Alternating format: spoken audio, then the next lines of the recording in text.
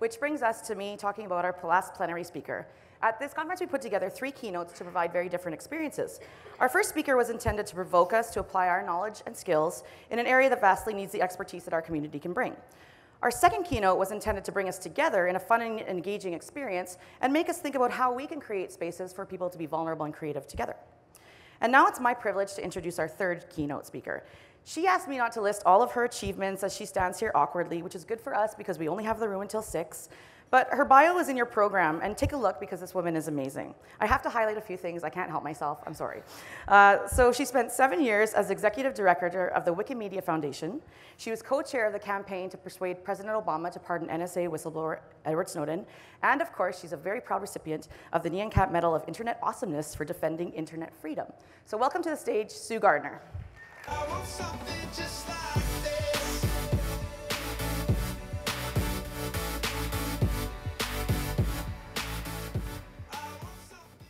Hi.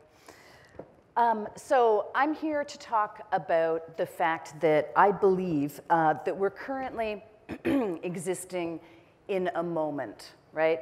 This is a kind of a moment of questioning. It's a moment of reckoning. It's an inflection period. I think that we, the people in this room, the people who work in technology, the people who work in the internet industry, who work for the big platforms, designers, business development people, bosses, everybody, we are poised on the cusp of what could be change if we choose to make it into change. And I'm going to spend my first couple of slides here with a kind of visual representation of what it looks like to be in this moment. Right. It looks like Mark Zuckerberg flying to Washington, testifying to Congress. It looks like the general counsels of Twitter, Facebook, and Google also flying to Washington and testifying before multiple Senate committees. It looks like full-page advertisements like this one in daily newspapers in the United States and in the United Kingdom, with Facebook apologizing for not doing a good enough job of safeguarding user data. It looks like this woman, the UN Special Investigator for Myanmar, saying that Facebook played a determining role in contributing to genocide in that country. And it looks like the government of Sri Lanka talking about hardline Buddhist groups using Facebook to distribute hate propaganda. And folks like this British politician and politicians everywhere, including I think in Canada here as well, politicians everywhere asking social media companies, asking internet platform companies to come to them and talk to them and explain themselves, talk about what it is that the technology companies are doing and what the societal effects of their work are. So I feel like if you're in this room, there's probably a bunch of reactions that you could have to this, right?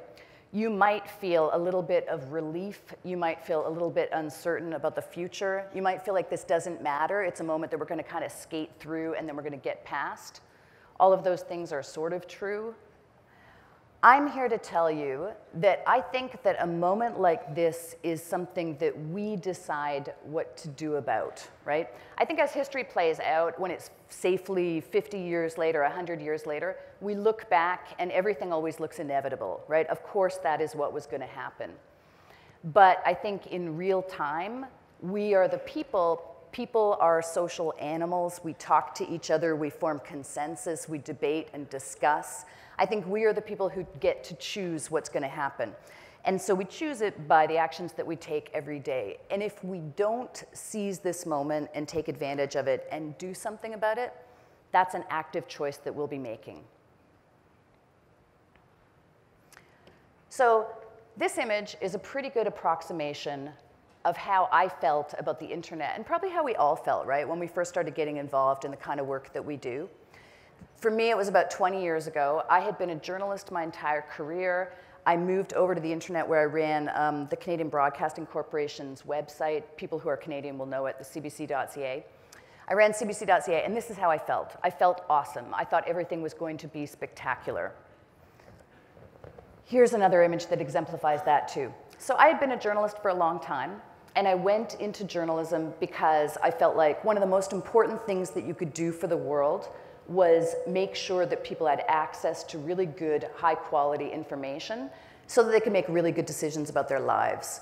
When I came out of school, one of the best ways to do that, I felt, was by going into the field of journalism. But even then, when I was pretty young, even then I knew that journalism, it had a lot of limitations, right? It was expensive to cover stuff, and so by necessity, we had to make choices about what we were and were not going to cover. We did not always do, in fact, we often did not do, a good job of fully reflecting the diversity of perspectives and opinions and experiences of the people for whom we were working. And so we functioned as a kind of a gatekeeper, right? And a lot of what we did was good, but there were a lot of flaws in what we did as well. When the internet came along, I believed that all of that was going to change, right? We had had these kind of barriers up. We were gatekeepers, guardians, keeping folks out of the conversation. I felt like when those barriers came down, everything was going to get a lot better. It felt to me like humankind, we would get access to a bunch of information that had previously been denied to us. Censorship would be a lot harder to actually enact and make true. Everybody would have their own printing press, right? We could all have blogs or whatever. That would mean that there would be a whole new array of diversity of opinions and perspectives. And I felt like the world would get a lot smarter, a lot faster, and we would move into a space where we would be more understanding of each other, and we would be wiser, and we would be smarter. And I was wrong. This was one of the first indicators to me that I was wrong. I don't know if you folks remember this quote. Jeff Hammerbacher was one of the first employees at Facebook, and I think he was the first person to do analytics for Facebook. And I remember in sometime like 2007 or 2008, I had moved to Silicon Valley in 2007 to run the Wikimedia Foundation, which is the nonprofit that operates Wikipedia, if you don't know that. I had moved to San Francisco to run Wikipedia, and it was maybe a year or two after that that I read this Business Week magazine story where Jeff, I don't remember the context of the story or why Jeff was interviewed, but he said, "The best minds of my generation are trying to make people click on ads, and I think that sucks." And that really resonated for me because I had drunk the Kool-Aid of Silicon Valley, right? I had gone out there and with good faith, right? I believed that what we were trying to do was change the world, that things were going to get a lot better for a lot of people all over the place. It was going to be awesome. And instead, my lived experience in Silicon Valley was really different from that. I would find myself, in line at the coffee shop or going out to get a sandwich with somebody, and the conversations that were happening around me were very much about people's IPOs, they were about their stock options, they were about when they were going to go public, and they were about how to monetize users. And that was a surprise to me. And Jeff saying this was the first time that I felt somebody else feeling the same thing that I was starting to feel. That world developed. So you can't see this slide, of course. I don't expect you to read it. But what this is it is a visualization of the ad tech industry, so the advertising technology industry. There's a blog that every year publishes a kind of a visualization like this, attempting to capture the industry.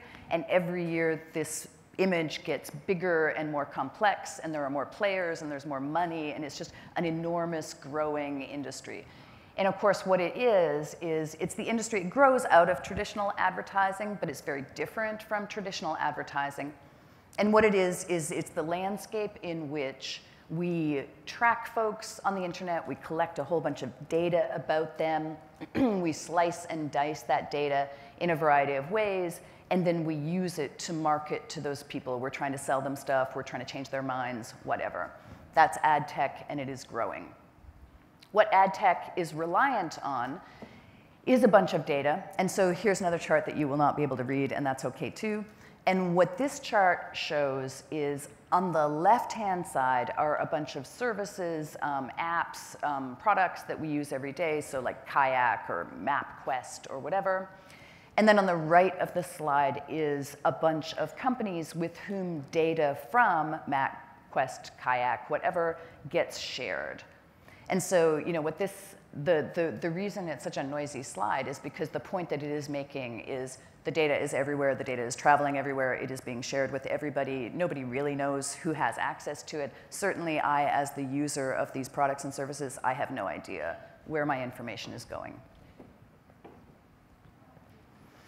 And you can't safely store any of that stuff, which is a thing that we've been learning over time. And so this slide shows, it's from a site that tracks data breaches and lost data. And data has, of course, been compared to toxic waste in the sense that once you have created it, once you have gathered it and you have it, it is impossible to safeguard it however good your intentions are and frankly, however good your practices are, right? People are going to break into your databases and steal stuff, or somebody who works for you is going to leave a laptop on a train. Once we have this, we can't actually protect it no matter how hard we try. And now I want to talk about the 2016 US presidential election, which frankly I still find enormously painful. But I'm going to talk you through, I think, some of the ways in which during that election campaign, the internet was used in 60 trillion ways that were really damaging for democracy.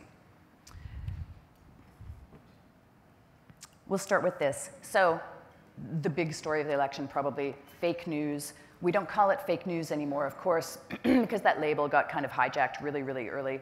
I think now we're tending to call it hyper-partisan news. And this was a big piece of the story of the 2016 campaign, because prior to the 2016 campaign, most media distribution on the internet had happened through Google and through Google News. It had started to shift to distribution through social media, but social media was not yet the sort of primary distribution mechanism for news. When social media became the primary distribution mechanism for news, what that opened up was a new business opportunity. And probably most of us, many of us in the room know the story about the Macedonian teenagers, right? These were these kids in Macedonia who started up news sites. And their purpose was really just to make money, because if you got enough social sharing, you could put ads against it, you could make a profitable business. I think if I remember correctly, the kids were making something like, I don't know, a couple $100,000 a year or something. So you could actually, make a living wage doing this. What that did was social media as a distribution model brought with it its own logic, right? In order to succeed with that business model, you had to make stuff that people wanted to share on social media. And what it turned out with trial and error was the thing that drives social sharing is emotion. The emotion that most predictably and consistently drives social sharing turns out to be anger. And the most efficient way to routinize the production of anger to encourage social sharing is by making hyperpartisan news. So you make political material that is highly partisan, designed to provoke anger or outrage or some surge of strong emotion. People share it on the internet, they share it on social media, and you can make money doing that. That wasn't the case. This was a relatively new thing, right? It was not the case prior to the 2016 election campaign. During the 2016 election campaign, something like 187 hyperpartisan news operations sprung up. And I want to be clear here, because I think we're often not clear about this. Most of those websites were on the sort of far right of the spectrum. Some of them were on the far left, but most of this was a new right-wing phenomenon that kind of grew up around the Breitbarts of the world. And it resulted in this kind of stuff, right? So this is sort of the meme variant of hyperpartisan news. There, of course, normal text stories were also made, and lots of people made videos. But this is sort of the meme variant. And you can see what it is. We probably all experienced some of it during the campaign. Hillary is a robot. Hillary has killed 47 people. It's that kind of material. During the 2016 election campaign, 4 million posts like this were shared on social media. And they reached hundreds of millions of people through Facebook, and they were the most popular news source on Twitter during the campaign. And I'll say again, I'll kind of underline, this is stuff that is false, it is not useful information, it is not helping anybody make a good decision, including about who to vote for. Also during the election campaign, for one of the first times we saw really strategic and high-level interference by another country. And so Russia, during the 2016 election campaign, used an intermediary, the Internet Research Agency, to hire a bunch of Russian people to go on the internet and pose as Americans and participate in political conversations as though they were American voters. The Internet Research Agency spent more than $2 million. They bought ads on Facebook and on Instagram. They ran several thousand Twitter accounts, and these are the Twitter account names that you can see up here. They were released by the US Senate when it was doing its investigation. And they also ran a bunch of YouTube channels. And so I think it's important to sort of take stock of like, what does that actually mean, right? And what that actually means is when we are in an election period, right, we are social animals. We form decisions through talking with each other and through sort of eavesdropping on conversations that other people are having. During the 2016 election campaign in the United States, we were existing, the people in the United States were existing in a kind of a Potemkin village, right? There was a play, in effect, being staged for our benefit. And so you would go on Twitter and you would sort of see political discussions happening. And maybe they would seem to be a little bit more vitriolic, a little bit more sort of extremist than the conversations that you were actually having like in real life with your friends and colleagues. And there was a reason for that. And the reason for that was, it has been found now that something like 1 in 5 of the political posts, tweets made on Twitter during the election campaign were made by bots or by paid participants. They were not real people giving their real opinions about the election as the election played out. And so when you think about people making their decisions on the basis of the conversations that they were seeing happening, they were making decisions on the basis of conversations that were false, that were staged in order to confuse them. And then we get to Cambridge Analytica. So Cambridge Analytica, a British company, had downloaded a bunch of people's personal data and the data of their friends. They had been asked to delete it, and they had not deleted it. They said they did, but they didn't. And then during the election campaign, they used that data to help Donald Trump's campaign to target political advertising towards specific groups of people. This ad is an ad that Donald Trump's campaign targeted towards Hillary Clinton, prospective Hillary Clinton supporters. And so the campaign had felt that it was fairly likely that young American women might bias or lean towards voting for Hillary Clinton. And so they did a variety of ads designed to persuade those young women that Hillary Clinton was not a feminist, not their friend, not somebody who they should vote for. And the idea wasn't so much that those women would vote for Donald Trump, but it was more that maybe they just wouldn't vote at all, right? Maybe they would just sit out the election. Cambridge Analytica and the Trump campaign also targeted Bernie Sanders supporters with similar messages, saying that Hillary had hijacked the primaries and et cetera, trying again to get Bernie Sanders people to not turn out to vote or potentially to vote for Trump. And they did the same with black people, black Americans. They sent a bunch of targeted messages to black Americans saying that Hillary Clinton was not a friend of black people. So some of this is not new, but some of this is new. One of the things that's new about it is the idea of like so-called dark ads, right? Dark ads are advertisements that can only be seen on the platforms by the people to whom they are targeting. So I can't go on and see what ads are being promoted towards black people in cities in the United States, right? What that does is it reduces the ability to have any kind of oversight, right? Nobody knows what the big picture looks like. We're all kind of locked in our own bubbles and just experiencing what is being targeted specifically to us. Oh, the Russian government did the same thing. The Russian government also bought a bunch of Facebook ads. That is new, that is different. It is not okay for foreign governments to buy advertisements attempting to influence the election in your country, right? And the Russian advertisements were similar to the Trump campaign ones, but they were also probably a little bit less strategic and a little bit less targeted, right? They were more kind of just spreading noise and sort of disinformation and kind of FUD, right? So they did promote Bernie Sanders, they did promote Jill Stein as a third-party option who would take away votes from Hillary Clinton, and they did directly promote Donald Trump.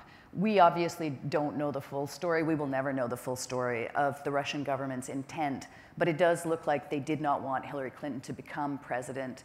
They might or might not have been okay or wanting Donald Trump to, but they didn't want Hillary Clinton to be president. I'm almost through the 2016 election, which again is painful. Also during the election, the Russian government, hackers who operate on behalf of the Russian government, kind of phished John Podesta, who was Hillary Clinton's campaign chair, and got access to his Gmail account. They downloaded years and years and years of his Gmail. They gave it to WikiLeaks. WikiLeaks, for reasons of their own, put all of that on the internet in dribs and drabs throughout the month of October, and the news media picked that up and did a whole lot of stories about it. And I'm going to spend 1 minute just talking about the news media and the role that conventional news organizations played in that election campaign. As a journalist, I have a lot of opinions about this, and I could talk about it for a long time, but I will try to kind of restrain myself to one major point, which is this. So we all know, I think, that the business model for news and for journalism and the production of journalism broke when the internet came around, right? Lots of people blame that on Google and Facebook. I think that's a weird thing to do. I don't understand why people blame Google and Facebook. To me, business models change, money flows move differently, technology changes things, and other things change as a result of it. Nobody intended to break the business model for journalism, but it did happen. And so as we went into the 2016 election campaign, there were half as many working journalists in the United States as there had been 15 years earlier. And so what that means is you had a news media which was half the resource, half the energy, half the strength of what it normally had been in recent American history. And so that, of course, affects the coverage. And then I think you also have a situation where, there's been a lot of technological change. The journalism industry is anxious and unsure still about how to handle themselves in this new context. They aren't sure what to do in their relationship with Google News, what to do in their relationship with the social platforms, and they can feel, the gravitational pull of the platforms towards clickbait and sensationalism and what a friend of mine called the other day hate bait, which is the publication of extremist stuff for an audience that will dislike it, so they will share it and be outraged about it on Twitter. And so the media, defensive, unsure, unclear, super fuzzy, do not know how to handle themselves, did a bad job of covering the 2016 campaign. So this slide is a bunch of stuff related to the election campaign that has nothing to do with the internet, because I wouldn't want you to think that the argument that I'm trying to make here is that Donald Trump won because of the internet, or the internet itself is, determining the outcome of the election. I don't believe that. I actually think James Comey probably determined the outcome of the election. But I think what is fair to say is that the internet, which, in a perfect world, we would want to be a thing that helped us be wiser and smarter, and we all got access to way more information, and as a result, we could make awesome, really solid decisions. That is not what happened, right? In the 2016 election campaign, the role that the internet played was it left us confused, it left us divided, more divided than America had ever been previously as a country. Actually, that's not true, but very divided. It propagandized Americans, and it left Americans, operating in a context where the screens that we all carry around with us and we are constantly in contact with, those screens were used as a vector to propagandize us, to confuse us. They were filled with nonsense. This is not why we wanted to have an internet, right? This is not what it is for. So this is bad, right? This is all really, really bad. And I feel like I need to take a second here to kind of address a common mythology that we've had in this industry, which I first became exposed to when I moved out to San Francisco in 2007. We have a comforting story that we tell ourselves, and that comforting story is false, and we need to kind of leave it behind. The comforting story is this.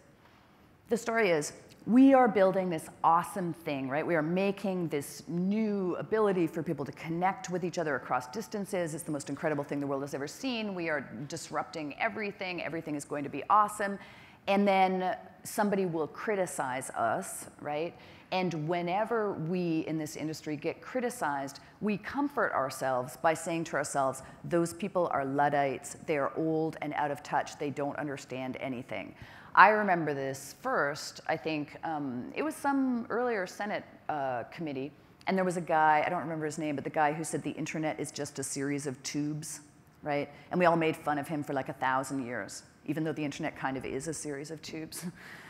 And I heard this come up again the other week when the platforms were testifying to the Senate, right? People made tons of fun of the senators for asking stupid questions, for not understanding how things work.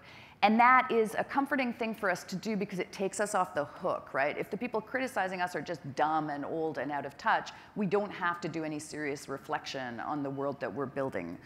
So I'm here to tell you that we can't believe that anymore because that is no longer true. So this is a guy who used to be a platform operations manager at Facebook. He was talking about Facebook and the election a couple weeks or maybe months ago, and he said this. He said, Facebook doesn't want to know about abuse on the platform. I find that shocking and horrifying. This guy is Tristan Harris, who you may have heard of. I think he has just started a new nonprofit trying to help people regain their privacy. He used to be a product manager at Google, and he said this: Facebook is a living, breathing crime scene. This is a former engineer at YouTube, so pulling now out of Facebook and going a little bit more broadly. He said this. He said, the recommendations algorithm at YouTube is designed to optimize watch time. There is no reason that it would show content that is good for kids. If it does show content that's good for kids, that's just a coincidence. Sean Parker, the guy who founded Napster, who was briefly president of Facebook, he says, God only knows what social media is doing to our children's brains. This guy is a former Facebook VP who I think now does some kind of ethical investing stuff. He's a Canadian. He says, we have created tools that are ripping apart the social fabric of how society is supposed to work. This is the WhatsApp co-founder. The other day he called on Twitter telling people to delete their Facebook accounts. It's time. This is Elon Musk. He never had a Facebook account, but he did have corporate accounts for Tesla and some of his other properties. He had them deleted, and he said that Facebook gives him the creeps. These are our people, right? These are not outsiders. Roger McNamee, an early Facebook investor and also an investor in Wikipedia. Roger McNamee is a venture capitalist, and he says, this is a national crisis. Facebook is at one of those moments where everybody who works there has to ask yourself, what side of history do you want to be on? And then pulling out a little bit again, this is Ev Williams, who was co-founder of Twitter and who now runs Medium.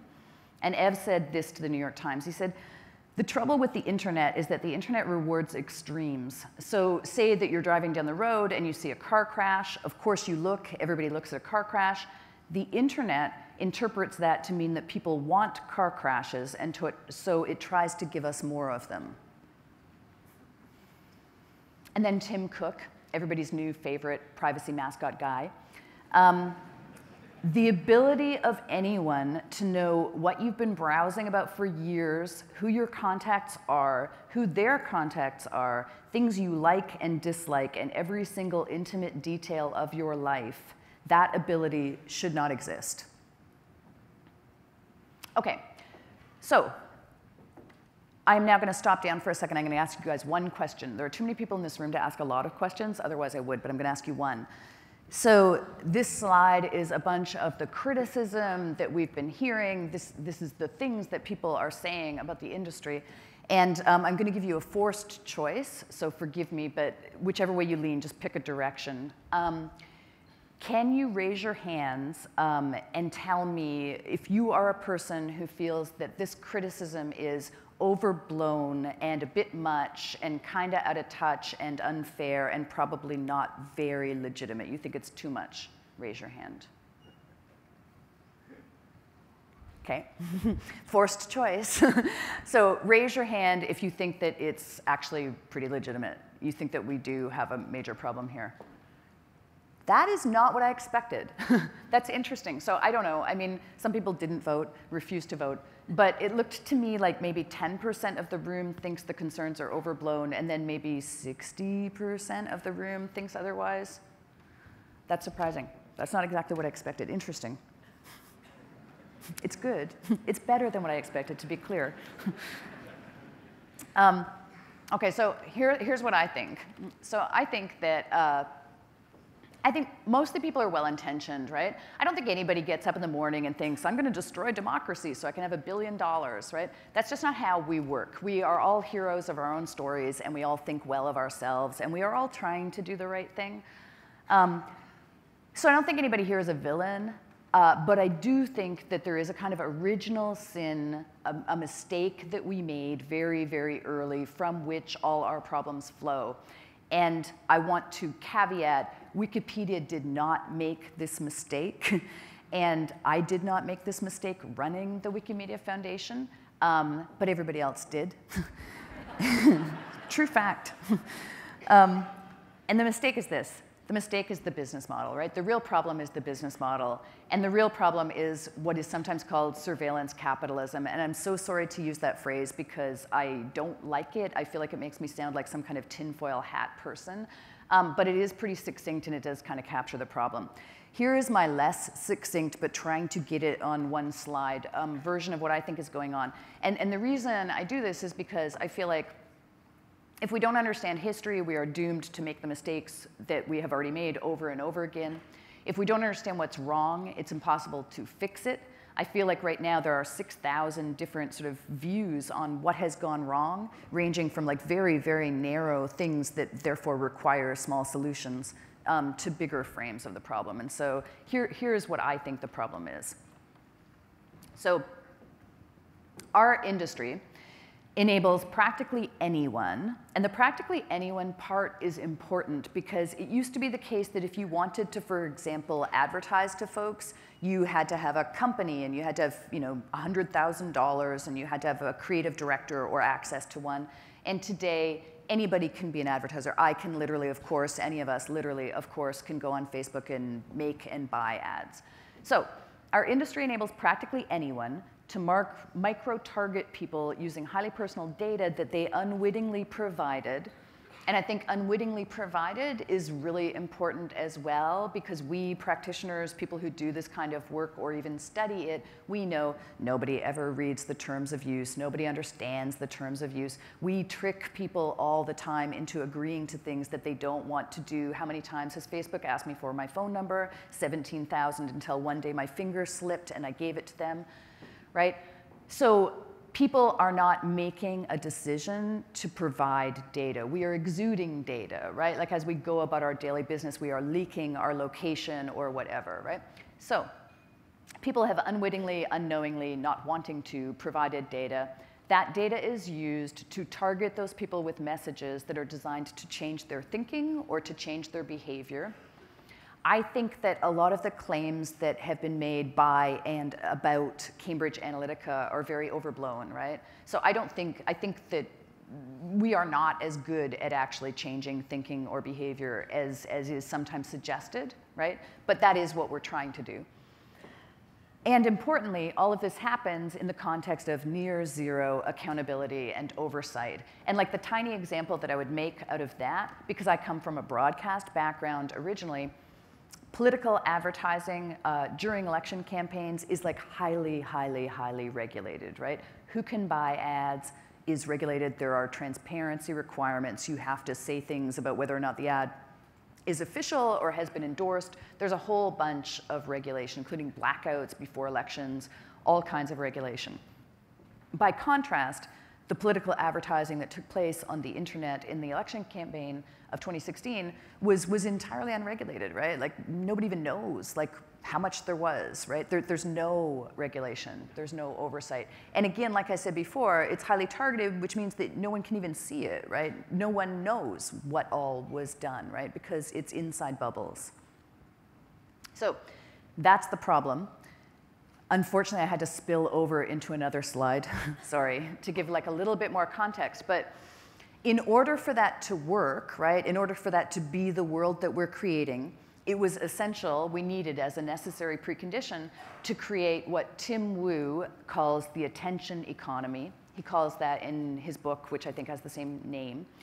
In the attention economy, the job that people like us do is we spend all of our time trying to seize and hang on to people's attention at any cost, because that's the necessary precondition, right? We have to have their attention so we can monetize their attention. And so that means that the world looks like this, right? This is just clickbait junk, right? Tim Wu calls this the casino effect. And what it is if our job is to collect together a bunch of users and then monetize them, that leads us kind of inexorably towards a bunch of junk, right? Like a bunch of clickbait, a bunch of sensationalism. You know, your screen is buzzing and, you know, notifications are constantly going off and we spend all our time with our screens. And I think it's a tremendous cliche, but it is a cliche because it is so true. What that results in, we always have our phones with us. We always have our devices with us. We are constantly checking them. We get sucked in. We spend 20 minutes, half an hour, 1 hour, 2 hours, whatever. We kind of surface from our phone because we're hungry or because we need to do something. And our experience of using our phones has been like a shitty experience, right? We did not learn anything. We did not feel some new thing. We do not come away richer, right? We come away having wasted a bunch of time, feeling vaguely unhappy about that, but that is what we are getting ourselves used to being and doing. So,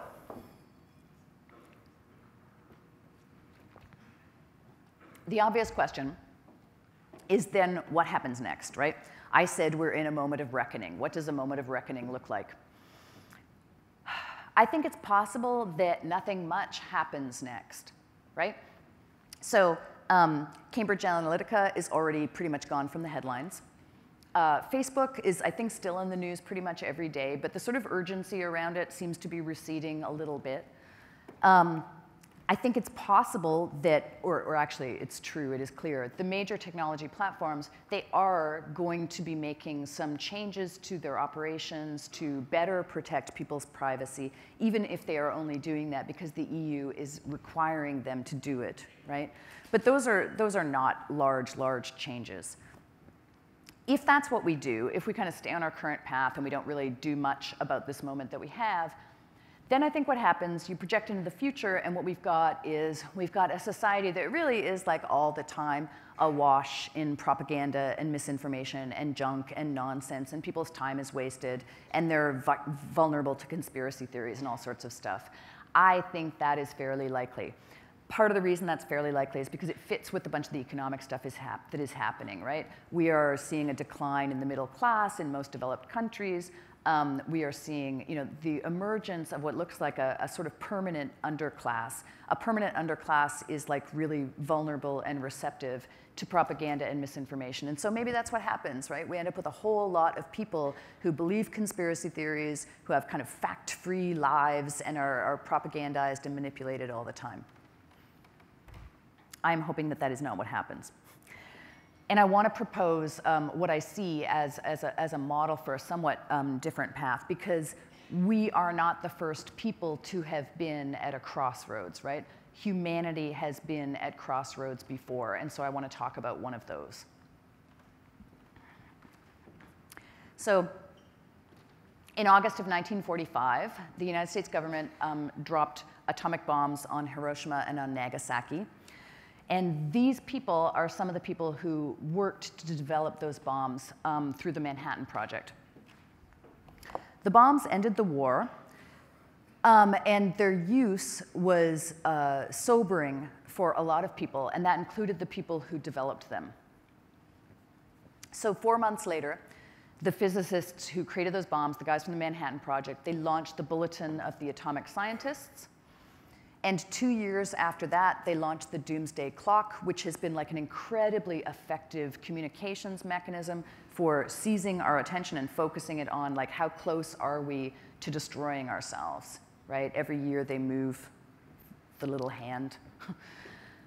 And a decade later, those same scientists created the Pugwash Conference. And the Pugwash Conference, which takes place, I think, 10-hour drive from here in Nova Scotia, the Pugwash Conference brings together scientists from around the world with the explicit mandate of working to reduce the risk of humanity accidentally destroying ourselves or deliberately destroying ourselves. And so what happened here was these scientists, you know, who all had jobs and they all lived in countries and stuff, they set aside their relatively narrow self-interest, right? They thought a little bit less about, like, are we hitting our quarterly goals? And they thought a little bit less about, like, what is good for my country? And instead, they came together across borders and they made technological and humanist arguments about what would benefit the global public, what would be good for all of humanity. And that kind of worked. It was kind of necessary, right? These were people who understood the landscape. They could see further into the future than other people because they knew what the technology was capable of, what would be hard or easy to do next. So they were a little bit extra far-sighted. They were a little bit extra understanding of what was possible. And they used that understanding for the common good. So I'm going to stop in like 20 seconds, and then I hope that we go to questions. I always find it super interesting to learn what folks want to talk about next. But my guess is that back in 1945, I don't think that anybody was predicting or would have predicted Pugwash, right? Or would have predicted the doomsday clock. I think it was by no means a certainty that these physicists were going to kind of step up to the plate and engage in a really important conversation. And so what I think we can take away from that is that humanity is capable of being smarter and more farsighted and wiser and less self-interested than we often give ourselves credit for being. I think that things don't change. Like, you're on a bad path, you're on a bad path, you're on a bad path, and then people decide that they don't want to be on a bad path, right? We decide that we're going to do things differently. And so what I feel like we need for the internet to do and to become, to be what it is supposed to be, is I think that we need our own version of those Pugwash people, right? I find it fascinating because the internet was rooted in values, right? Like, it was not a value-free zone. The people who made it, they believed certain things about what the future should be like. And I remember when I went to the Wikimedia Foundation in 2007, we had a whole bunch of fights that they had been having before me, and they continued with me. We had a whole bunch of fights about our values and what we stood for. And we did, ultimately, after all our fighting, we picked a side, right? Wikipedia believes in things. We used to call it Enlightenment values, right? Wikipedia believes in the power of knowledge. Wikipedia believes that people should have access to information. Wikipedia believes in facts, right? It believes that there's, thank you, right? Like, that there's such a thing as truth. We don't believe that we can always know it, right? Like, sometimes you can't, sometimes you're wrong, you make a mistake. But we believe that it exists and that the pursuit of it is something really important, right? And one of the things that I have found interesting emerging more recently in the conversation that we've been having about the platforms and with the platforms and the people behind the platforms is that there seems to be this real reluctance to commit to a set of values. I understand why that's the case, but I also think it's a loss, right? I mean, I don't think that the internet is and should be just a tool to be used for good and evil, right? I think we should try and steer it so that it's used to help humanity. So when I project into the future, I look at this image, I think about our world. I really hope, and I really want, I think we need to project ourselves into that picture, right? We need to be doing this work. People like me, people like you guys, the people in this room, this is what we need to be thinking about, and this is what we need to be doing. Thank you.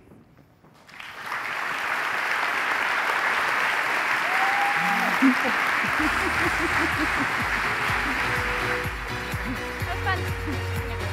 Okay, so I come too, yeah? Okay.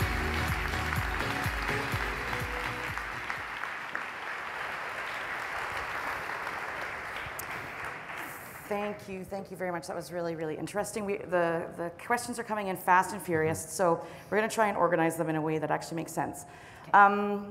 Okay, so the place we wanted to start was, I think, to talk about, maybe blame is the wrong word, but there were some questions around, people tend to blame technology for the kinds of things that you're presenting and what's happening. And then there were other questions that were talking about it's escapism maybe to blame the companies, so not maybe the technology, but the companies who are creating the technology.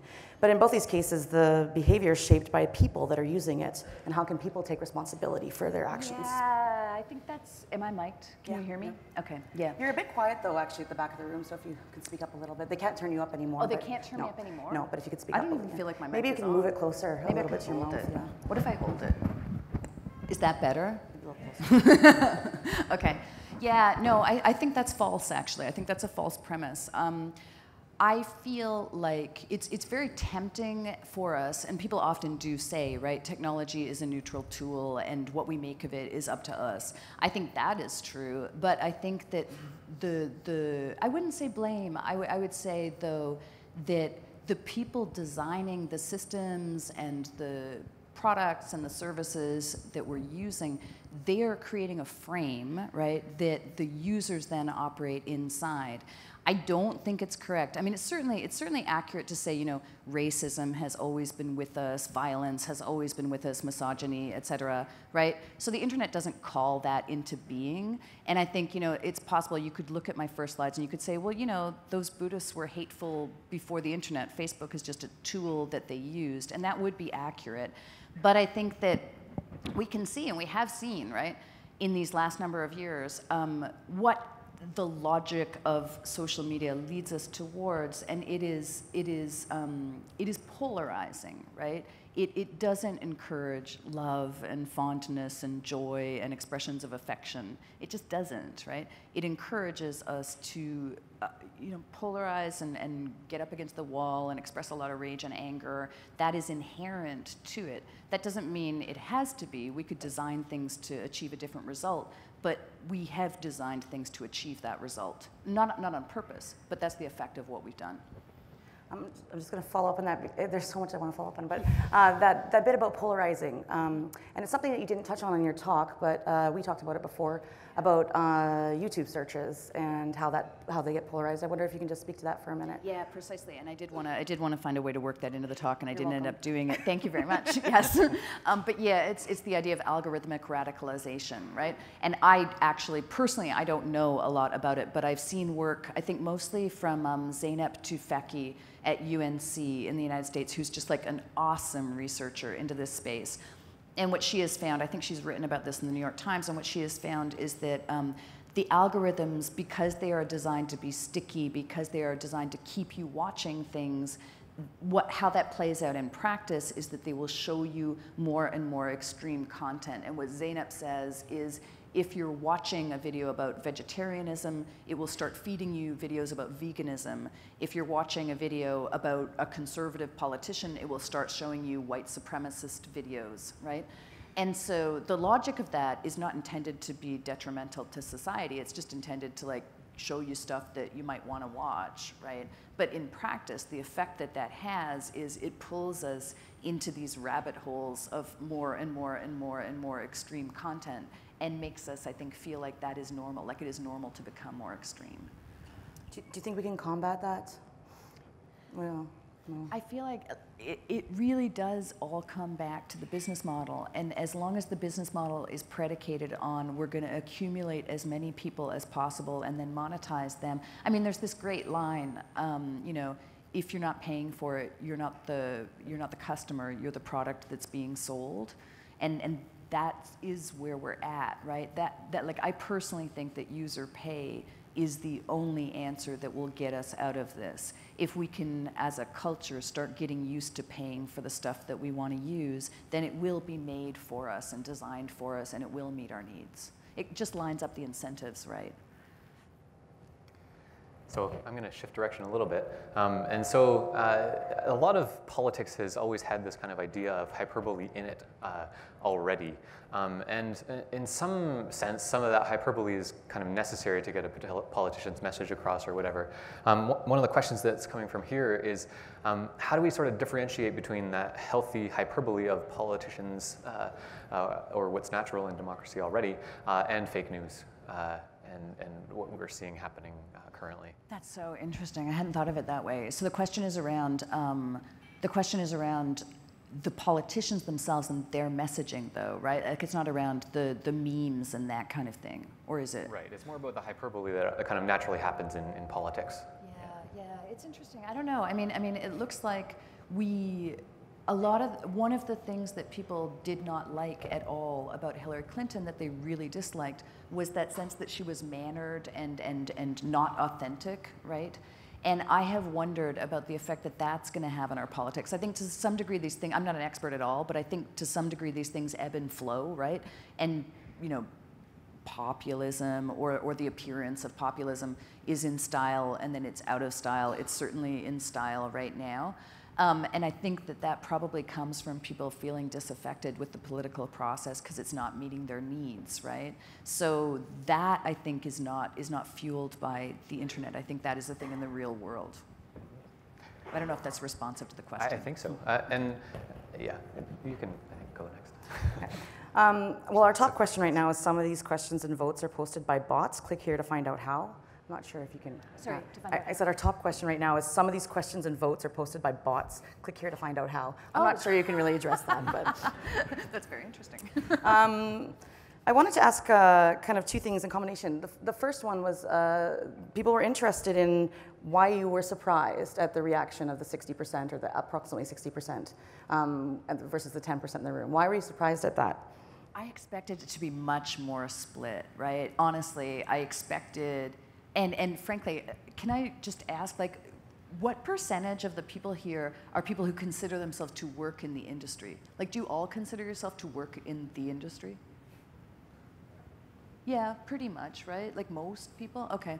Because I think I would have just guessed that folks who consider themselves to work in the industry would have a natural human instinct to be defensive about how things are. I think that's just more what I expected.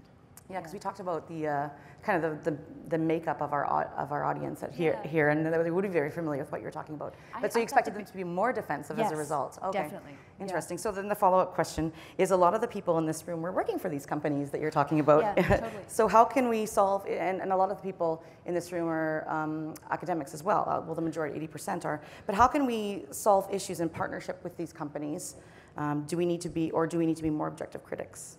Or can we solve? It says, can we solve these issues in partnership with these companies, or do we need to be more objective critics? Well, that's such a great question, and I have to say, like, I have not been at all heartened by the reaction of the platforms to, for example, the Senate investigations. Right? I feel like the platforms have been trying to minimize and have not been tremendously forthcoming. And have done their best to kind of narrow the option space for regulation, et cetera. And I was particularly disappointed when, I think it was The Guardian that did some of the good Cambridge Analytica stuff, and Facebook threatened to sue them, and that is not a good faith action, right? Like that is, I would like to believe that companies like Facebook are on the side of democracy, and, and that just makes it hard for me to believe that, right? Because it doesn't feel forthright, it doesn't feel transparent and honest in the way that they've been behaving. I think Facebook has been behaving in a way that's consistent more with its business interests than with its interests as citizens, I guess. So that's depressing, right? And I also think that access to the data that researchers need to do independent research into the platforms, my guess is that access is going to be dwindling more than growing, right? And privacy will be, to some degree, used as a justification for that, especially with the new EU regulations. I mean, I'm a journalist, so I'm adversarial by nature. Academics are somewhat less adversarial by nature. I have a lot of questions in my own head about like where money comes from that goes into independent research and how that kind of thing works. I think I would argue that researchers should aim to be as objective as they can be.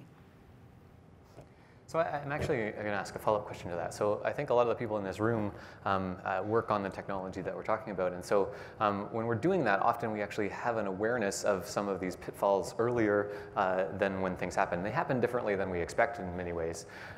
But we do have some awareness of, for instance, how much you can know about a person through this sort of data mining type thing. But we also know about a lot of the great things that it could become. And I think we often have a difficult time getting the message out about what the technology is capable of. And you sort of have this journalistic side as well. Do you have any advice for us about how we can be better at getting that message out and explaining? I don't think it's a communications question. I think it's a money question, right? Because you are like 10 billion% right? Like it breaks my heart when I think about the kinds of things that we used to sort of dream we would do with the internet and then what we are actually doing. What we're doing is so small and so cramped and so unimaginative, right? It's heartbreaking. I mean, I even think back to something like Google Flu, right? Which was a thing where the internet and technology was going to be used to help us know whether we really needed to get the flu shot right now, right? That's like a tiny thing, but that's actually like helpful to humanity. And I feel like the problem, again, goes back to the business model because we have very large private sector companies, tons and tons of venture capitalism money, investment money flowing through Silicon Valley drives up engineer salaries, right? It's catastrophically impossible, to afford to buy a house in that part of the world. And so if you don't work at one of the major platforms or strike it rich through a startup, you can't even exist, right? I'm involved with a whole bunch of nonprofit technology organizations, and you can imagine how difficult it is for them to exist in San Francisco, even not in San Francisco, but to recruit good technical talent when they're paying salaries that are, a third, a fifth of what the private sector is paying. And so to me, it's sort of the problem is money, right? Because in order to have a thriving sort of civic tech or whatever you would want to call it, tech for good kind of space, you would need to have a ton of money with which to do that. The nonprofit philanthropic sector in the United States is minuscule relative to the money that is flowing through corporately, right? So that's the problem. The problem is money needs to be freed up to do the kind of work that you're talking about. So can I ask another follow-up? Yeah, so, and I think that one of the things you just pointed toward was sort of this separation between people with a lot of money and people without. I think another thing that's underlying a lot of this is people have this difference between the people that are creating the technology and the people that use the technology. And I think some of the questions I've seen come up here are, as users, what should we be doing differently to change some of this from our side rather than from the side of the designing of the technology? I don't buy that either. That's another one where I have a strong opinion. I feel like that's the wrong approach, right? It's like when people talk about media literacy and stuff. I feel like, sure, we should teach media literacy, but the analogy that I would make, and I mean, this is always varies so much by country, right? But I'm Canadian and I live and operate in an American context, and I'm constantly, disappointed in the Americans and how little they believe that the state should play a role in creating, a safe and reasonable environment for people. Because I liken it to, like, I cannot go to the grocery store and buy something labeled food that's gonna kill me, right? I cannot buy a car that's gonna explode. Like, you're just not allowed by your society. You're protected from making really bad consumer choices. They're just not on the table for you. And that's how I feel about the internet, right? That you need a base level of regulation so you can't, get yourself into terrible problems. Like, I'll just tell this tiny story, but I was in, where was it? Ole Miss, which is in Mississippi, in Oxford, Mississippi, and I was talking to some journalism students shortly after the election. And this kid told me that he voted for Donald Trump. This black undergraduate journalism student voted for Donald Trump because some hoax website told him to and had all this stuff in it, and he didn't understand that it was a hoax and it was some kind of satirical thing, and he just didn't understand and voted and then deeply regretted his vote. And of course I don't think we should have laws requiring us to label satirical websites or anything like that, but I do think that you just want to have an environment where the landscape is what you'd expect, right? As opposed to an environment where, surprise, it's a white supremacist trying to kill you or something, you know?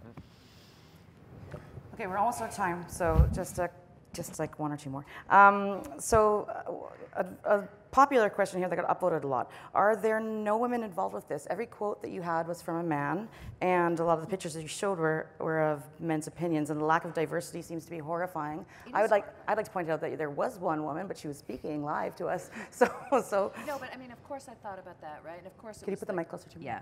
Yes, I did think about that, right? And Silicon Valley is a shit show for gender. It's just like a nightmare. I have done a ton of research on it. I've written a massive...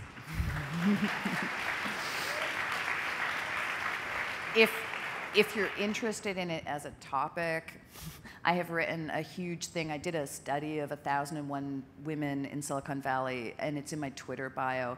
And I read 101 academic studies and did a kind of a synthesis document of them because I was so struck by it when I got out there. I had come from the Canadian Broadcasting Corporation, which was super great on gender equity. The race question is very different. It's more complicated, right?